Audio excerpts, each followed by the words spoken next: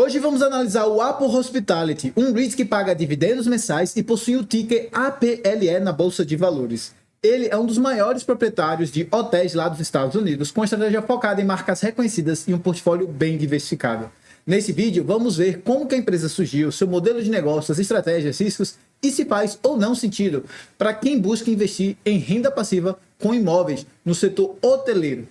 Então, passando aqui para o nosso próximo slide, a gente vai falar um pouco sobre como tudo começou.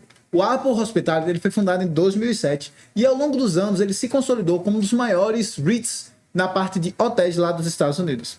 Diferente dos outros REITs que investem em shoppings ou escritórios, o Apple apostou no setor de hospedagem, construindo um portfólio que hoje cobre mais de 80 cidades americanas.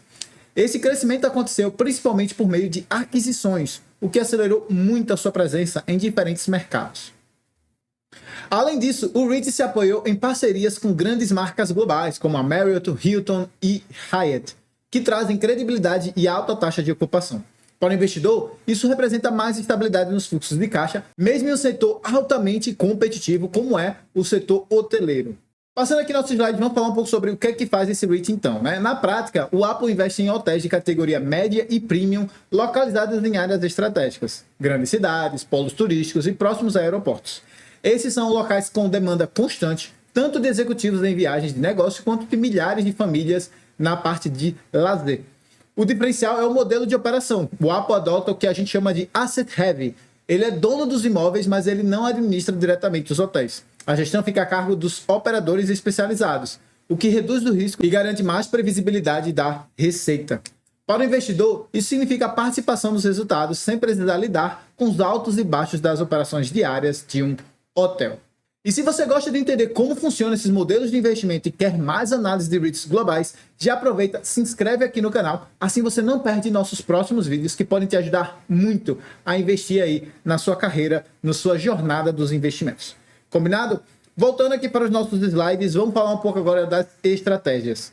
A estratégia do Apple Hospitality ela é muito clara. Primeiro, apostar em marcas reconhecidas como Hilton e Marriott, que trazem confiança e garantem a ocupação maior.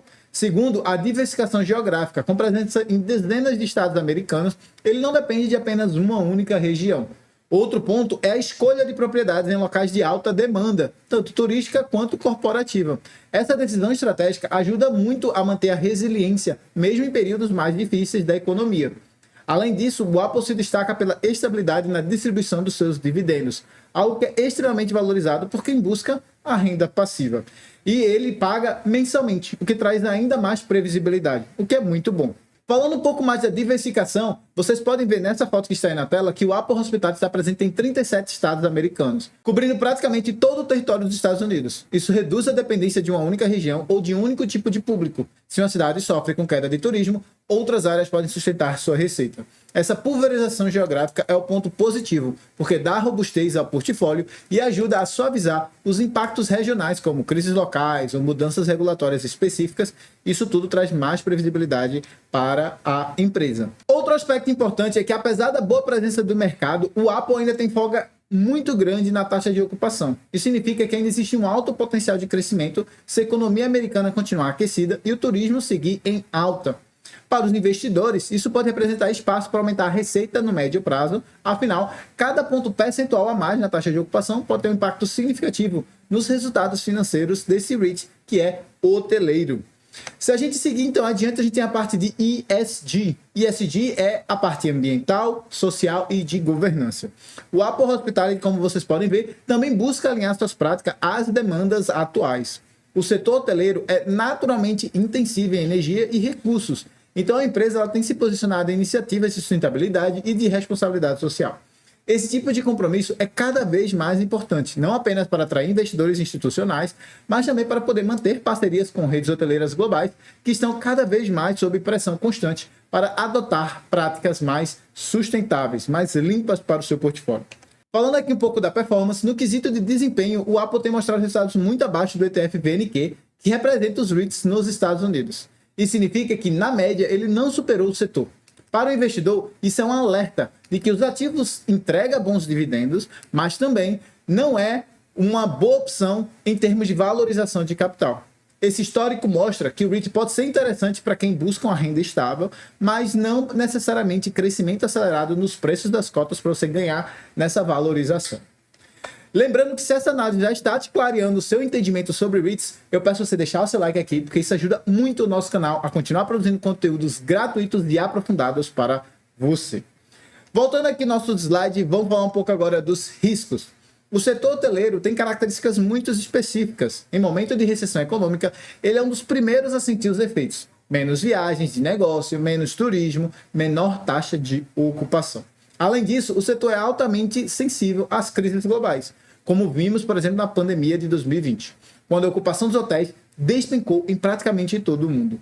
Outro desafio é a concorrência com plataformas digitais como o Airbnb, que mudam toda a forma como as pessoas viajam e também como elas se hospedam. Isso é um grande risco para a empresa. Outro risco é a dependência das grandes redes hoteleiras. Se parceiros como Hilton, Marriott enfrentarem dificuldades, isso vai impactar diretamente os resultados do Apple. Também existe a alta intensidade de capital. Afinal, hotéis eles precisam de reformas e atualizações constantes para poder permanecerem competitivos e bons para o público. E assim como outros REITs, o Apple é sensível ao ambiente de juros altos, já que depende muito do seu financiamento para poder manter e expandir os seus ativos. E aí a gente passa então para as informações adicionais, e aqui eu quero trazer a estrutura financeira. É importante avaliar o perfil da dívida. REITs como o Apple carregam compromissos significativos, e a forma como essa dívida está distribuída ao longo do tempo impacta diretamente a sua capacidade de continuar pagando os dividendos de forma consistente. Essa análise é crucial para entender o equilíbrio entre risco e retorno, principalmente em um cenário de taxas de juros mais elevadas. E vocês podem ver aqui a distribuição das dívidas por ano, né, até 2029 e depois de 2029. E aqui embaixo vocês podem ver também a parte que é fixa e a parte que é variável, né? Vocês podem ver que em 24 tinha mais fixa, está caindo o percentual fixo e ficando cada vez mais variável. Nesse cenário de taxas de juros mais altas, isso é muito ruim para a empresa, né? Pode ser que em breve comece a cortar a taxa de juros e vai se tornar mais ou menos elas por elas, mas por hora isso está pressionando o lucro da empresa, impactando diretamente na parte financeira. Entrando aqui no site do Investidor 10, a gente pode começar a fazer uma análise fundamentalista. Primeira coisa que eu quero chamar a atenção é justamente aqui, ó. Se você tivesse investido R$1.000 há 10 anos atrás, hoje você teria 1.301, contando já com o reinvestimento dos dividendos. Se a gente fizer uma conta aqui, vai dar menos de 3% ao ano. Então foi bem baixo o retorno que você teria, porque isso não cobriria nem a inflação dos Estados Unidos direito, né? Então, em tese, por hora, não tem sido um bom retorno. Mas se a gente descer aqui abaixo, a gente pode analisar as métricas, né? Você pode ver o PL, que estava negativo, principalmente aqui por conta do Covid, né? Pandemia, tudo fechado, e depois ficou muito alto, provavelmente o preço ficou mais ou menos estável e começou a dar um leve lucro, né? Pequenininho. E aí depois o lucro foi voltando ao normal, né? E aí veio caindo aqui, tá na casa de 16 vezes o PL, né? 16 anos no caso aqui. E aí a gente tem o P sobre receita, que ficou mais ou menos estável, tá vendo? Não teve uma queda muito significativa, nem uma alta muito significativa, ficou mais ou menos equilibrado. E olhando aqui o P sobre VP, vocês podem ver que ele está sendo negociado constantemente ali em torno de uma vez, abaixo de uma vez, agora está 0,96, o que em tese significaria que está abaixo do valor justo. Eu reforço que a gente tem um vídeo aqui no canal que eu mostro que nem sempre PVP abaixo de 1 quer dizer que está barato, quer dizer que está, né, o preço justo. Eu vou deixar aqui pelos cards e também na descrição para quem se interessar, beleza? A gente tem o dividend yield que subiu consideravelmente, né? Tá aqui na casa de 7%, que é relativamente alto, 7% em dólar. A gente tem as métricas de rentabilidade que, sendo bem sincero, estão aquém do desejado, tá? Todas elas bem abaixo aqui, interessante seria estar mais altos. Em termos de margem, a gente pode ver que a margem líquida sobrar aqui na casa dos 15%, 12, 13, 14, 15%, não é uma margem tão ruim. Agora poderia ser bem melhor, né? Tipo, a gente pode ver que aqui na margem bruta tá caindo muito. Então, para poder garantir essa receita, eles estão tendo muito custo.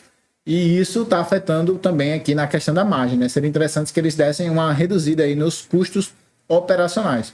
Mas como eu falei agora há pouco, né, o setor de hotelaria ele requer muitos investimentos, ele requer um alto custo, alta manutenção, e tudo isso acaba impactando aqui também. Tá?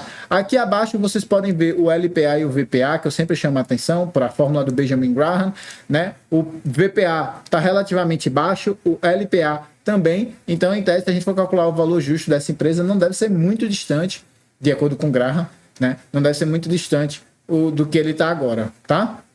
Se a gente descer um pouco mais aqui abaixo, a gente vai ter a parte de receitas e lucro. Vocês podem ver que a receita, tirando aqui 2020, né, que teve uma grande queda, depois voltou a subir por conta do Covid, mas, né, em tese, tá meio que uma escadinha aqui, né? Tá crescendo um pouquinho, mas está crescendo. O lucro, por contrário, né, ele dá uma subida e às vezes ele cai. E antes mesmo do Covid ele já tinha caído, ó, de 1,27, de 206 para 171. Aí aqui caiu consideravelmente, depois voltou a subir e agora está aqui de novo girando na casa dos 200, 180. Então, basicamente, é como se o lucro não tivesse crescido direito nesses últimos 10 anos aqui, tá? Se a gente descer um pouco mais abaixo, a gente vai poder ver o balanço patrimonial e a gente pode ver que o patrimônio ele subiu de 4,94 para 4,97, enquanto a dívida subiu de 1,65 para 1,70. Então, no líquido, caiu de 3,29 para 3,27, ou seja, está destruindo o valor patrimonial. Um outro exemplo de porque o valor patrimonial, o P sobre VP abaixo de 1, não quer dizer que necessariamente está barato, né? Está destruindo o valor patrimonial. A tendência é que, se o preço se mantiver constante, vai caminhar para 1. E aqui mostra mais um exemplo do porquê que P sobre VP não quer indicar nada. Entrando aqui no site do Simple Wall Street, se você não conhece essa plataforma, você tem direito a 5 análises gratuitas, completas, com analistas, com um bocado de coisa.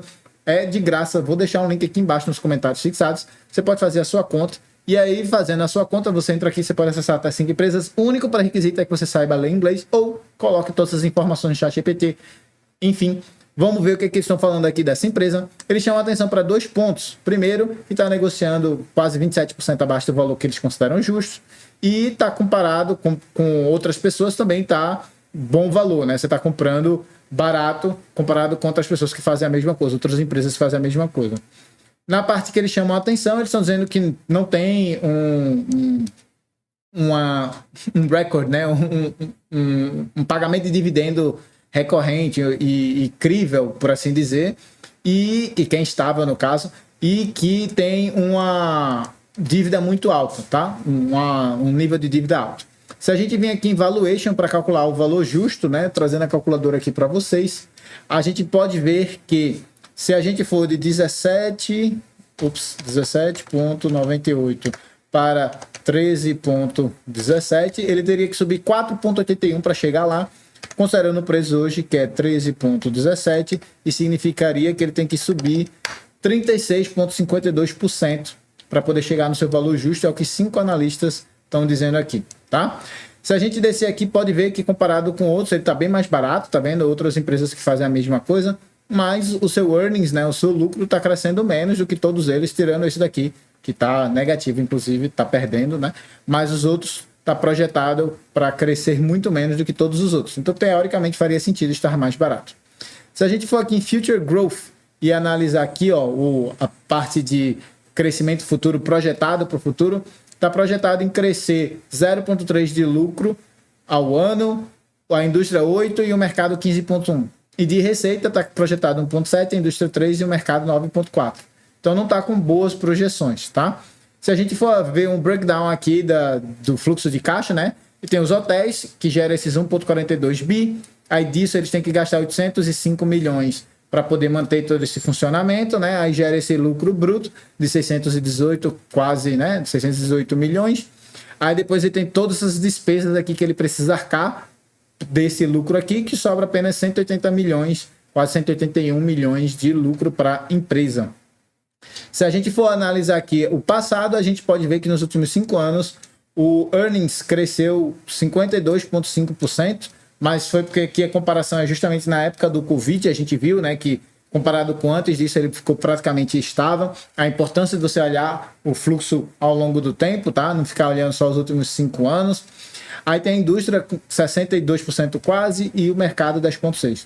No último ano, a empresa teve uma queda de quase 13% do lucro, a indústria de quase 16% e o mercado subiu 8,1%. Tá?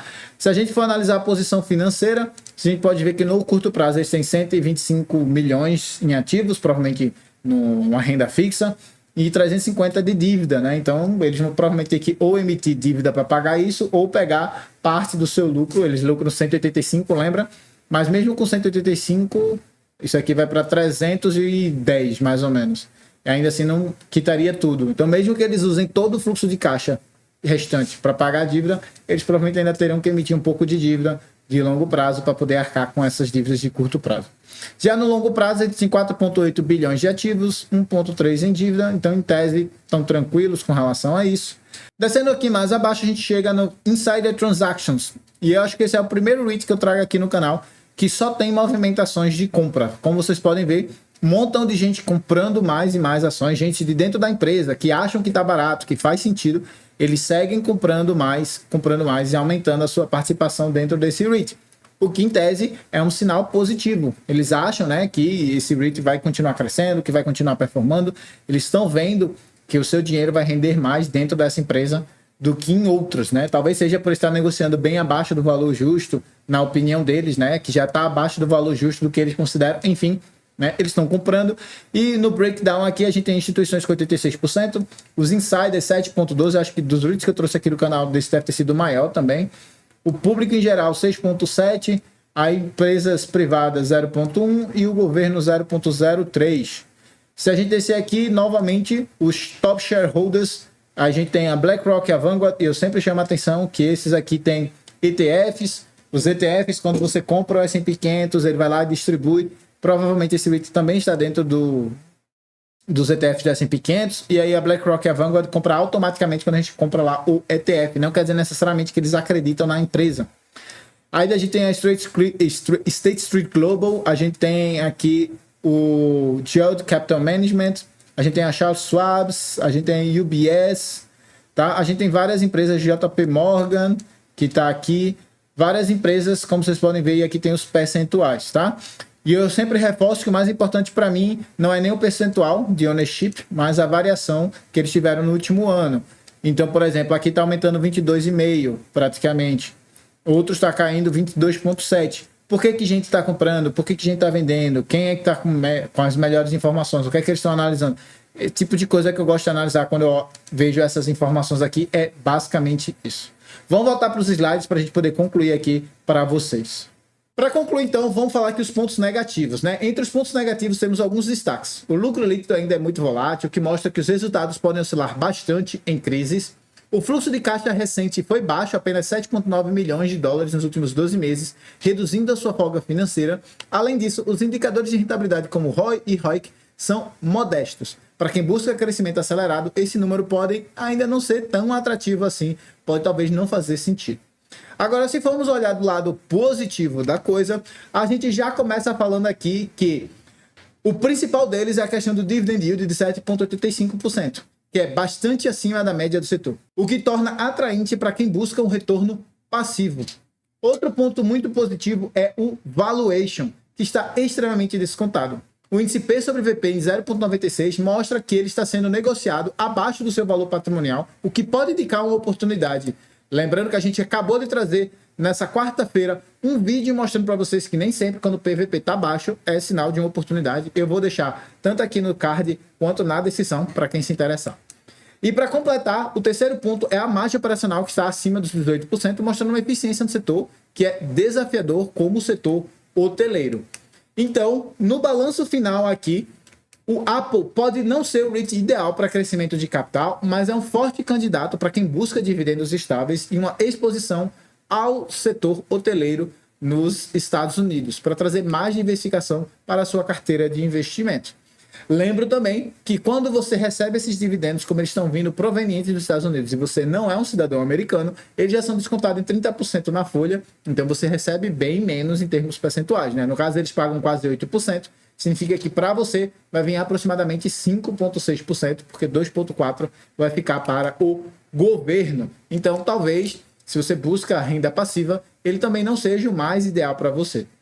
Agora, se você quiser aprender a analisar REITs e empresas internacionais de forma prática e tomar decisões mais seguras nos seus investimentos, eu posso te ajudar. Eu estou oferecendo uma reunião gratuita de consultoria financeira. O link vai estar aqui embaixo na descrição e também no primeiro comentário fixado. É só você clicar e agendar o seu horário para eu poder conversar com você e ver como eu posso melhor te ajudar aí a ter um retorno maior ao longo do tempo.